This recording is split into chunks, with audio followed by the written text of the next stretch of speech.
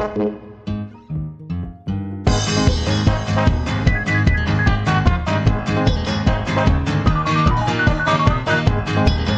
see, Wednesday loves this makeup too. So let's do it. So, first thing I'm going to do is use a graphic eyeliner. Obviously, you fill it all in and now the problem is doing it the same here too. I deserve to be followed just for doing them the same.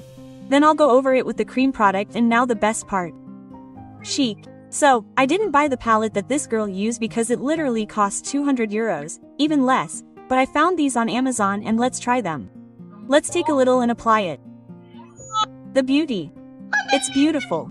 I love glitter. Anyway, Wednesday doesn't approve, but she totally approves. Please, try it.